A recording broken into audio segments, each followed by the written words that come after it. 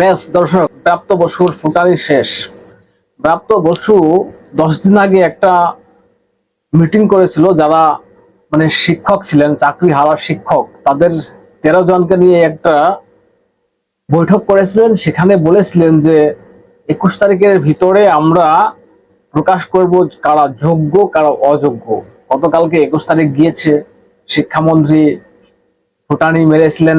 সেই 10 দিন আগে যারা চাকরি হারাছিলেন তাদেরকে সঙ্গে নিয়ে 13 জনকে সঙ্গে নিয়ে বৈঠক করেছেন, এক একটা করে ললিপপ ধরে দিয়েছেন। আর যারা চাকরি হারা আছে ললিপপ চুষতে চুষতে বাড়ি চলে গিয়েছিলেন। 13 দিন আর কোন তাদের খবর নেই। আশায় ছিলেন, কি আশায় ছিলেন তারাই জানে। আর আমরা যেটা জানি যে এটা এই 13 দিন না, 21 তারিখ, এরকম 21 তারিখ, এরকম এই যে কালকে যে 21 তারিখ গেল আর 13 দিন, 10 দিন গেল, এরকম 10 দিন 1000 বার পার হয়ে যাবে এবং এরকম 21 তারিখ আরো কয়েক হাজার বার আসবে। কিন্তু এই চোরেদের যে দুর্নীতি সেটাকে ঢাকার জন্য তারা এই লিস্ট কখনো প্রকাশ করবে না।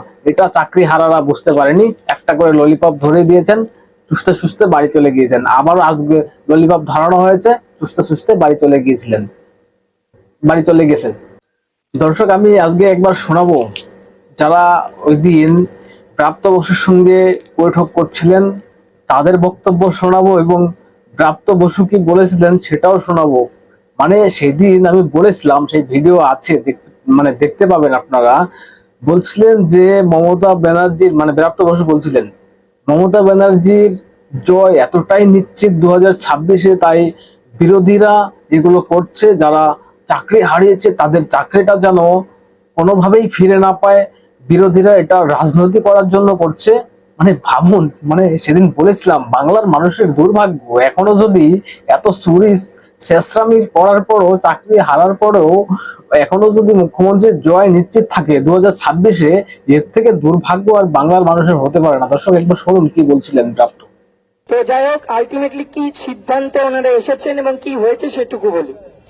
যোগ্য অযোগ্যের লিস্ট ওনারা অলরেডি আলাদা করতে শুরু করেছেন এবং আগামী 21 তারিখ সোমবার ওনারা লিগ্যাল অ্যাডভাইস নিয়ে এই যোগ্য আর অযোগ্যের লিস্ট ওনারা পাবলিশ করবেন। মানে পাবলিশ বলতে ওনারা ওয়েবসাইটে আপলোড করবেন, ঠিক আছে, ওয়েবসাইটে আপলোড করবেন।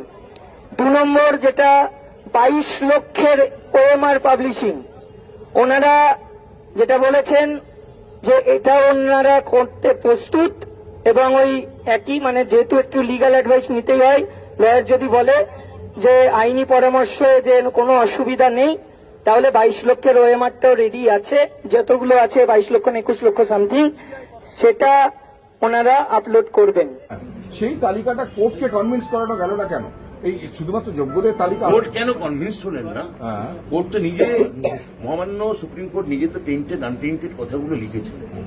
তাহলে তারপর মহামান্য আদালত কি সত্যি মানে ভেবেছেন বা না ভেবেছেন, কেন তিনি সন্তুষ্ট হননি বা হতে পারেননি, সেটা নিয়ে তো মানে আমরা বলতে পারি না। রিভিউতে সম্ভব সেটা, মানে আমরা আশাবাদী রিভিউটা যাতে অভ্রান্ত এবং নিশ্চিত হয়, যাতে এরা সত্যিযোগ্য বঞ্চিতরা যে তাদের মর্যাদা পান, সেটা ব্যাপারে আমরা খুবই আশাবাদী। একই তথ্য দিয়ে রিভিউতে সম্ভব এসএসসি চেয়ারম্যানকে? একটি প্রশ্ন, যে আপনারা একদিকে আলোচনা, সমস্যার সমাধান, সুরাহার কথা বলছেন, বারবার করে বলছেন যে ধৈর্য ধরার কথা বলছেন, সেখানে দাঁড়িয়ে নিরন্তর তারা আপনাদের করছেন, সমস্ত ব্যর্থতায় আপনাদের পথে নামছেন, বিক্ষোভ আন্দোলন করছেন, তাদের জন্য বার্তা দেবেন যে তাদেরও ধৈর্য ধরা প্রয়োজন, যে আপনারা বিরোধীরা আমাদের কথা শুনবেন না। মমতা বন্দ্যোপাধ্যায় জয় দেখতে দেখতে এবং 26 সালের জয় এতটাই নিশ্চিত হয়ে আছে, বিরোধীদের গা জ্বলছে। বিরোধীরা ভাবছেন যে কোনোভাবে যদি এই 26,000কে বলি দিয়ে যদি রাজ্যে একটা অপ্রীতিকর রাজ্যে একটা সিচুয়েশন তৈরি করা যায়। কিন্তু আমি আবার ওনাদের কাছে অনুরোধ করব, যদিও আমি জানি চোরানা শুনে ধর্মের কাহিনী, হ্যাঁ, কিন্তু এটা আমি অনুরোধ করব ওদের কাছে যে দেখুন, বাংলা একটা কথা আছে, ভাত দেওয়ার নাম নেই, কিল মারার গোসাই। হ্যাঁ, তো এই কিল মারার গোসাই আপনারা অন্তত হবেন না। আপনারা আপনাদের রাজনীতি আপনাদের মতো করুন, কিন্তু আমরা যখন এই শেষ মুহূর্তে ওদের একটা অক্সিজেন দিয়ে ওদের ভরপুকুু দিয়ে কোনোভাবে যাতে ওরা ওদের হৃতমর্যাদা ফিরে পায় সেই চেষ্টা চালাচ্ছেন, তখন আপনারা চাইছেন যে ওরা যেন আন্দোলন করে, ওরা যেন পারলে রিভিউ পিটিশন না করে রাস্তাতেই। সেদিনকার সেই ফুটানি কোথায় গেল? আর এরকম ঘটনায় ঘটবে, আমি বললাম না একটু আগে যে এরকম 21 তারিখ 1000 বার পার হয়ে যাবে, এরকম 10 দিন কোটিবার পার হয়ে যাবে। এই লিস্ট সরকার প্রকাশ করবে না, এই মুখ্যমন্ত্রী যারা চুরি করেছে তাদের বাঁচানোর জন্য এগুলো করবেন। কারণ মুখ্যমন্ত্রীর বক্তব্য পরিষ্কার, আমি অনেকবার শুনেছি আপনাদের। মুখ্যমন্ত্রী যারা মানে ডুপ্লিকেট চাকরি, মানে যারা টাকা দিয়ে চাকরি পেয়েছিল, যারা ভুয়ো শিক্ষক, তাদেরকে বাঁচানোর জন্য বা তাদের চাকরি বাঁচানোর জন্য মুখ্যমন্ত্রী লেগে পড়ে রয়েছেন। কারণ নেতাজি ইন্ডোর স্টেডিয়ামে বক্তব্য আপনারা শুনেছেন যে আমি খতিয়ে দেখব কারা কি করেছে, কি রেজাল্ট আছে, এবং যেটা টাকা ফেরত দেওয়া লাগবে কোর্ট বলছে না, এটা আমি মানি না, কিসের টাকা ফেরত, এবং যারা যোগ্য আছে আগে তাদেরটা দেখি, তারপরে যারা অযোগ্য বলা হচ্ছে তাদেরটা খতিয়ে দেখবো। যদি না হয় এখানে বা টিচারে যদি না হয় তাহলে অন্য ডিপার্টমেন্টে চাকরি দেব। মানে তারপর ভাইপোকে বাঁচাবো, ভাইপোকে জেলে যেতে দেব না, আমার শিক্ষা দপ্তরকে জেলে যেতে দেব না, আমি জেলে যাব না, চাকরি বাঁচাবো, তারপরও জেলে যাব না। মানে ভুয়ো শিক্ষকদের চাকরি যেটা বাঁচানোর কথা বলছি, মানে তাদের চাকরি বাঁচাবো, তারপরও জেলে যাব না। আমার ভাইপোকে বাঁচাতে হবে। ভাইপো ভুরি টাকা খেয়ে বসে রয়েছেন, তাদের চাকরিটা, বা আজকে যদি লিস্টটা প্রকাশ করে দেওয়া হতো, যারা চাকরি পেয়েছেন টাকা দিয়ে, তারা ওই কালীঘাটের টালির চালা খুলে নিত এবং ভাইপোর ওই মানে বিলাসবহুল বাড়ির সামনে গিয়ে ধর্ণা দিত, এবং 14 তলার থেকে, মানে এটাও হতো 14 তলার একটা ঝাঁকি, 14 তলা পর্যন্ত কাঁপতো। লিস্টটা যে প্রকাশ করলে তাই লিস্ট প্রকাশ হবে?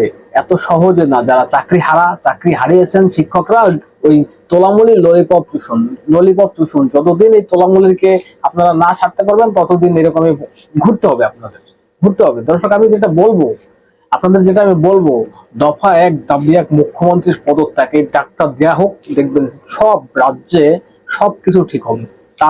তা না, মানে মুখ্যমন্ত্রী যদি না সরে এই চেয়ার থেকে, 14 তলার থেকে, এই রাজ্যের কোনো কিছু পরিবর্তন হবে না। এবং আরেকটা কথা আমি এখানে বলি, প্রাপ্ত বসু সেদিন ডেটটা দিয়েছিলেন, যারা চাকরি হারাচ্ছিলেন তারা একটা বিরাট সংখ্যক রাস্তায় ছিল। এবং একটা জিনিস মাথায় রাখবেন যে কোনো একটা ঘটনা ঘটলে কয়েকটা দিন বা 1 সপ্তাহ থেকে 10 দিন, এই টাইমটা, মানে এটাকে কি বলবেন আপনারা, ম্যাজিক টাইম বলবেন না কি বলবেন আমি জানি না, যে এই ঘটনাটা ওই কদিন একটু বেশি করে প্রচার থাকে। আরজি কর দেখেছেন আপনারা, আরজি করের ঘটনা দেখেছেন? এখন কি আর সেই ঘটনা আছে, সেই মুভমেন্ট আছে? কোথায় সেই ডাক্তাররা নিজেদের স্বার্থ মানে গুটিয়ে নিয়ে চলে গিয়েছে? কোথায় রাস্তায় মানুষ নামছে? আজকে কয়েকদিনের জন্য একটা মুভমেন্ট হয়, সেই মুভমেন্টটাকে থামানোর জন্য একটা করে ললিপপ শিক্ষকদেরকে ধরিয়ে দিয়েছিলেন যে টাইমটা পাস করে নেই এবং টাইমটাকে কিনে নেই। 10 দিন চলে গেলে আরেকটা ভুলভাল অন্য কিছু দিয়ে বুঝিয়ে দেবো, কোর্টের অমুক তমুক ব্যাপার। 1 মাস 2 মাস চলে যাবে, আর ভোটটা চলে আসবে, পার হয়ে যাব। ভোটে যদি ক্ষমতায় আসি আবারও চাকরি চুরি করব, তখন ক্ষমতায় এসে বলবো মানুষ আমাদের সাথে আছে, আমরা চাকরি চুরি করিনি। মানে দর্শক, এটা গোলে মালে পুরো একদম, কি বলবো, আপনারা বুঝতেই পেরেছেন, ঠিক আছে? এই সরকার যতদিন আছে মানুষের দুর্ভাগ্য, মানে মানুষের দুর্ভাগ্য, সরকার যতদিন থাকবে মানুষের দুর্ভাগ্য। ব্যাপ তো বলছিলেন, মানে লজ্জা লাগা উচিত, এদের লজ্জা লাগা উচিত। বলছেন মমতা বন্দ্যোপাধ্যায়ের জয় 26-এ এতটাই নিশ্চিত, বিরোধীরা রাজনীতি করছে এগুলো নিয়ে। মানে এগুলো শুনে লজ্জা, বাংলার লজ্জা এবং বাংলার মানুষের দুর্ভাগ্য। দর্শক, কি বলবেন? আপনাদের গুরুত্বপূর্ণ মতামত জানাবেন কমেন্টস করে, এবং নজর রাখবেন হাবড়া টিভিতে, চ্যানেলটাকে সাবস্ক্রাইব করে পাশে থাকবেন।